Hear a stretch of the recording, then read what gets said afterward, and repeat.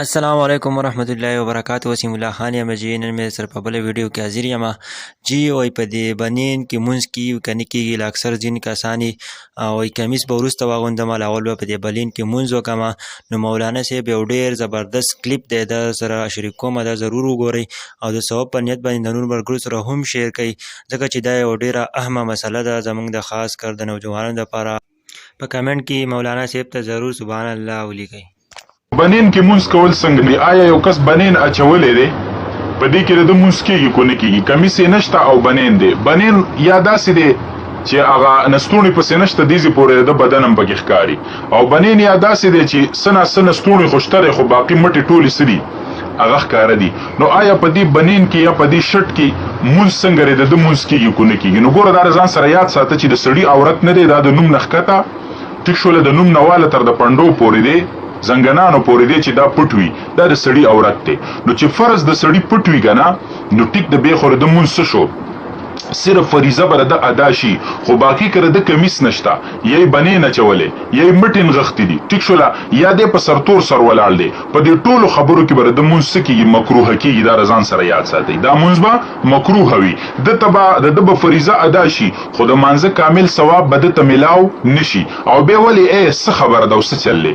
دا دنیا چې کومه ده که نه، دا به ضرورت ګڼئ، او دا دین نه دی، عبادت کوم دپاره چې موږ راغلي یو دا به مقصد ګڼئ. نو په موږ دنیا دومره غالبه شوله، د دنیا کار او د دنیا شوق او محبت په موږ دومره غالبه شو چې هغې ته دخل اندازي په عبادت کې مراله، موږ باندې دومره ناراستی زور شو چې موږ کمیس نشو اچولی، موږ د یو دومره لوی ذات په مخ کې ودرېږو.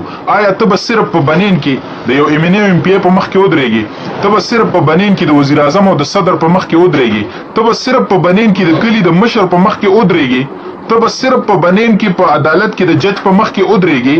هغې به تا بېعزته کړي، هغې به تا ته خبرې وکړي، تا به خپل ضمیر ملامته کړي، معاشره او کلی به دې ملامته کړي چې ته د یو داسې معزز کس سره میلاوېده نه، ته صرف په بنین کې ولې راوتی؟ تا کمیس ولې نه دی اچولی؟ ټیک شوله که نه؟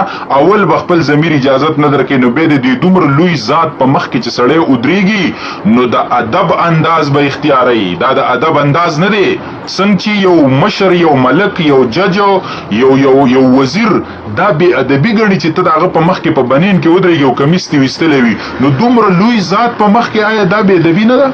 ټیک شوله، د دومره لوی ذات په مخ کې ته ودرېږي چې په معاشره کې کم یو څیز عاجزي نه ښکاري که نه، او ادب نه ښکاري، بې ادبي ښکاري، په هغه انداز کې د الله په حضور کې ودرېدل دا مکروه دي. په دې باندې انسان کامل مونځ دې نه کېږي، په دې ستا مونځ مکروه کېږي، په دې باندې ته ګناهګارېږي. نو لحاظه دنیا دومره غالبه شوله چې اوس زموږ په عبادت کې هم دخل اندازي وکړو، په موږ ناراستی دومره زور شوله چې موږ اوس کمیس قدرې نشو اچولی. ټیک شوله، نو زما عزتمندو په دې کې به مونځ مکروه وي. که چا بنین نه دی، کمیس هم دی خو مټې اوچتې کړي دي او په دې حالت کې دی مونځ کوي، د ده مونځ مکروه دی.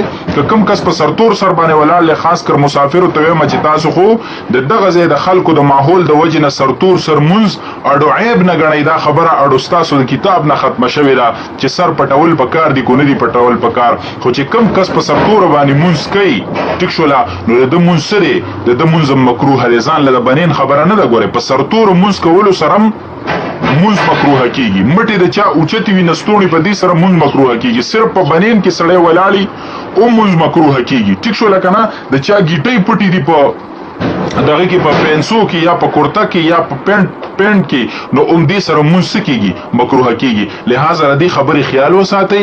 ډېرو ملګرو د دې مسلې تپوس کړی دی، هغه الله ته خوښه ده چې ته عاجزي اختیار کړې، او عاجزي په دې کې ده چې تا پرتوګ کمیس اچولی، دغه شان پینټ شرټ هم دی چې هغه ټیټ وي په بدن پسې که نه، او بدن اندامونه پکې معلومیږي، نو لہذا په هغې کې هم بیا مونځ مکروه دی. که شرټ اوږد وي او هغه پرې راښکته یا کورته پې چا اچولی ده، نو بیا پینټ کې مونځ خیر دی. نو ګوره چې کوم لباس کې عاجزي وي، نو عاجزي الله ته خوښه ده، او دا خو انداز چې کوم دی د عاجزۍ نه دی، دا خو د بې ادبۍ انداز دی، یا اوچت نستوڼي دا خو د تکبر انداز دی، یا ښکته پنسي دا خو د تکبر انداز دی، او تکبر صادر د الله دی، او تکبر مزه د الله سره کوي، د الله نه علاوه د بل چا سره تکبر مزه نه کوي. په خبره باندې پوه شئ.